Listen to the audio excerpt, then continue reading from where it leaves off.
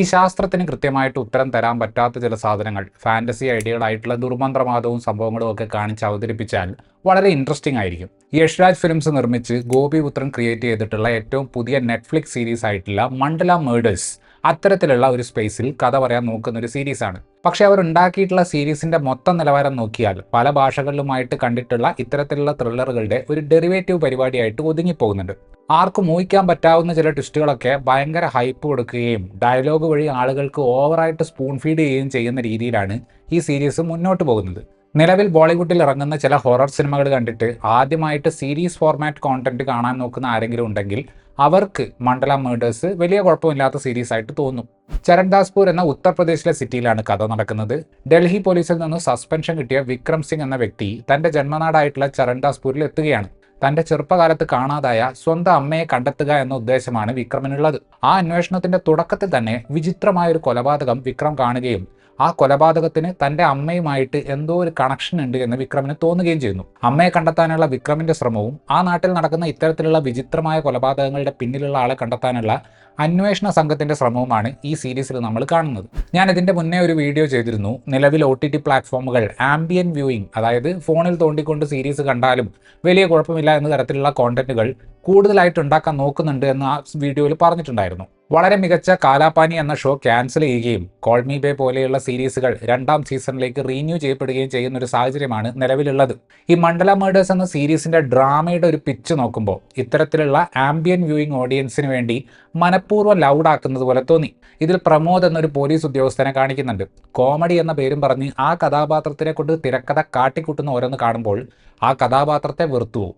പിന്നീട് സീരീസ് അയാൾക്ക് നടക്കുന്ന വ്യക്തിപരമായ പ്രശ്നങ്ങൾ കാണിക്കുമ്പോൾ നമുക്ക് ഒട്ടും തന്നെ അയാളോട് വിഷമം തോന്നില്ല. പിന്നെ അതേപോലെ ഇതിലുള്ള വേറൊരു കഥാപാത്രമാണ് ജിമ്മി ഖാൻ. ഈ ക്യാരക്ടർ ഒരു സീനിൽ ഒരു പുസ്തകം ഇങ്ങനെ ഒറ്റയ്ക്കിരുന്ന് ഉറക്കെ വായിക്കുന്നുണ്ട്. അയാളുടെ കുടുംബത്തെ പറ്റിയിട്ടാണ് ആ ബുക്കിൽ പറഞ്ഞിട്ടുള്ളത്. ഇതെൻ്റെ മുത്തച്ഛനല്ലേ, ഇതെൻ്റെ ഏട്ടനല്ലേ എന്ന് പറഞ്ഞ് പുള്ളി ഇങ്ങനെ സ്വയം ഞെട്ടുന്നത് കാണുമ്പോൾ CID മൂസയിലെ മറ്റേ ഡയലോഗാണ് ഓർമ്മ വന്നത്. ഒരു ഉണ്ടയല്ലേ വരുന്നത്, മാറിക്കളയാം. റാണി മുഖർജി കേന്ദ്ര കഥാപാത്രത്തെ അവതരിപ്പിച്ച മർദാനി സിനിമകളുടെ രചയിതാവും മർദാനി 2ന്റെ സംവിധായകനുമായിട്ടുള്ള ഗോപിപുത്രനാണ് ഈ സീരീസ് ക്രിയേറ്റ് ചെയ്തിട്ടുള്ളത്. ഓഡിയൻസിനെ അണ്ടർ എസ്റ്റിമേറ്റ് ചെയ്തുകൊണ്ട് സ്പൂൺ ഫീഡ് ചെയ്യുന്നതാണ് ഈ സീരീസിന്റെ പ്രധാനപ്പെട്ട ഒരു പ്രശ്നം. ഇതിലെ 2 കഥാപാത്രങ്ങൾ തമ്മിൽ ഒരു റൊമാൻറ്റിക് കണക്ഷൻ ഉണ്ട്.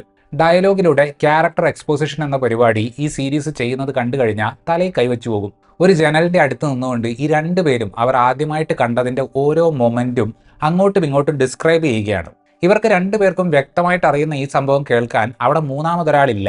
2 കഥാപാത്രങ്ങളുടെ പാസ്റ്റ് എങ്ങനെ പറയണമെന്ന് അറിയാത്ത ക്രിയേറ്റീവ് ദാരിദ്ര്യം അവിടെ ശരിക്കും നമുക്ക് മനസ്സിലാക്കാൻ പറ്റും. എന്തോ വലിയ സംഭവമുണ്ട് എന്ന് തുടക്കത്തിലൊരു പ്രതീതി ഉണ്ടാക്കിയിട്ട് കഥ മുന്നോട്ട് പോകുന്തോറും ഈ സീരീസ് കൂടുതൽ സില്ലി ആയിട്ട് മാറുകയാണ്. കേട്ടുപഴകിയ പുനർജന്മവും പിന്നെ ചാത്തൻ സേവയ്ക്ക് സയൻസിന്റെ പിൻബലവും ഒക്കെ ഇവർ കൊടുക്കുന്നുണ്ട്. വളരെ സാച്ചുറേറ്റഡ് ആയിട്ടുള്ള ബ്ലൂ ആൻഡ് വാം കളറുകൾ ഉപയോഗിച്ചിട്ടാണ് ഇതിലൊരു മിസ്റ്റിക്കൽ സ്വഭാവം വിഷ്വലിൽ കൊണ്ടുവരാൻ സിനിമാറ്റോഗ്രാഫർ ഷാസ് മുഹമ്മദ് ശ്രമിച്ചിട്ടുള്ളത്. ഫൈറ്റ് സീക്വൻസുകൾ എടുത്തു വെച്ചിട്ടത് വളരെ ബോറായിരുന്നു. സൗണ്ട് ഡിസൈനിനും എഡിറ്റിങ്ങിനും ഒന്നും ആ ഫൈറ്റുകളിലേക്ക് ജീവൻ കൊടുക്കാൻ പറ്റുന്നില്ല. പലപ്പോഴും വാണി കപൂറിന് ഫൈറ്റിൽ ജയിക്കാൻ വേണ്ടിയിട്ട് ഫൈറ്റർമാർ സഹകരിച്ചു കൊടുക്കുന്നത് പോലെ നമുക്ക് വിഷ്വൽ കാണുമ്പോൾ തന്നെ തോന്നും. ഇതിലെ പ്രധാനപ്പെട്ട സീക്വൻസുകൾ നടക്കുന്ന പല സ്ഥലങ്ങളും സെറ്റിട്ടതാണെന്ന് എളുപ്പത്തിൽ മനസ്സിലാക്കാൻ പറ്റും. അതുകൊണ്ട് തന്നെ അവർ ഉദ്ദേശിക്കുന്ന ഒരു ഭീതി സൃഷ്ടിക്കാൻ പറ്റുന്നില്ല. വാണി കപൂറാണ് ഈ ഇൻവെസ്റ്റിഗേഷന്റെ ഇൻചാർജ്. ഏറെക്കുറെ എല്ലാ ഇൻവെസ്റ്റിഗേഷൻ പരിപാടിയിലും ഉള്ളതുപോലെ ഒരു ട്രോമയിലൂടെ കടന്നുപോയി അതിൽ നിന്ന് റിക്കവർ ചെയ്യാൻ ശ്രമിക്കുന്ന ഒരു അന്വേഷണ ഉദ്യോഗസ്ഥയാണ് വാണി അവതരിപ്പിക്കുന്ന കഥാപാത്രം. ശരാശരി പ്രകടനമാണ് അവർ കാഴ്ചവെച്ചിട്ടുള്ളത്. ചില സ്ഥലത്തൊക്കെ ഡയലോഗ് ഡെലിവറി പഴയ കത്രീന കൈഫിനെ ഓർമ്മിപ്പിച്ചു. വൈഭവ് രാജ് ഗുപ്തയാണ് വിക്രം സിംഗ് എന്ന കഥാപാത്രത്തെ അവതരിപ്പിച്ചിട്ടുള്ളത്. വളരെ അധികം ഇമോഷണൽ ആകുന്ന ഭാഗങ്ങളിൽ പെർഫോമൻസ് കയ്യിൽ നിന്ന് പോകുന്നുണ്ട്. സുർവീൻ ചൗളയാണ് അനന്യ ഭരദ്വാജ് എന്ന കഥാപാത്രത്തെ അവതരിപ്പിച്ചിട്ടുള്ളത്. തുടക്ക ഭാഗങ്ങളിൽ ആ ഒരു കഥാപാത്രത്തിനെ ചുറ്റിപ്പറ്റിയിട്ടുള്ള നിഗൂഢത അവർക്ക് പെർഫോമൻസിൽ കൊണ്ടുവരാൻ സാധിക്കുന്നുണ്ടെങ്കിലും മുന്നോട്ട് പോകുന്തോറും എഴുത്ത് തന്നെ ആ കഥാപാത്രത്തിന്റെ ആ ഒരു ചാമ് ഇല്ലാതാക്കുന്നുണ്ട്. ജിമ്മി ഖാൻ എന്ന കഥാപാത്രത്തെ അവതരിപ്പിച്ചിട്ടുള്ളത് ജമീൽ ഖാനാണ്. എഴുത്തിന്റെ വലിയ സഹായമൊന്നും ഇല്ലാഞ്ഞിട്ടും ആ കഥാപാത്രത്തിന്റെ ചില മണ്ടൻ മാനറിസങ്ങൾ വലിയ കല്ലുകടി ഇല്ലാതെ അവതരിപ്പിക്കാൻ പുള്ളിക്ക് സാധിക്കുന്നുണ്ട്.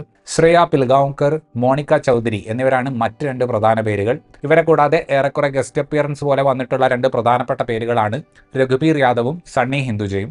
സാത്താൻ ആരാധനയുടെ ഒരു ചാപ്റ്റർ എടുത്ത് സീരീസ് ഫോർമാറ്റിലുള്ള ഒരു കോണ്ടന്റ് ഉണ്ടാക്കുക എന്ന് പറയുന്നത് ഭാവിയിൽ ഒരുപാട് സീസണുകൾ ഉണ്ടാക്കാൻ പറ്റുന്നത് പോലത്തെ സ്മാർട്ടായിട്ടുള്ള ഒരു ആശയമാണ്. പക്ഷേ ഗോപിപുത്രനും അദ്ദേഹത്തിൻ്റെ ടീമും ഈ ഒരു മിസ്റ്ററി സോൾവ് ചെയ്യാനുള്ള കഥയിൽ ഓഡിയൻസിനെ അതിൻ്റെ ഭാഗമാക്കാൻ ശ്രമിക്കുന്നേയില്ല. ചോദിക്കുന്ന ആഗ്രഹമെല്ലാം നടപ്പിലാക്കി തരുന്ന ഒരു യന്ത്രം പാർട്ടിക്കിൾ ഫിസിസിസ്റ്റ് ഉണ്ടാക്കുന്നു എന്ന് പറയുന്ന ഒരു സാഹചര്യം ഇവർ ഈ സീരീസിൽ സൃഷ്ടിച്ചിട്ടുള്ളത് ബാലാജി ടെലിഫിലിംസ് ഒക്കെ ഉണ്ടാക്കുന്ന സീരിയലുകളുടെ ലെവൽ ലോജിക് ഉപയോഗിച്ചിട്ടാണ്.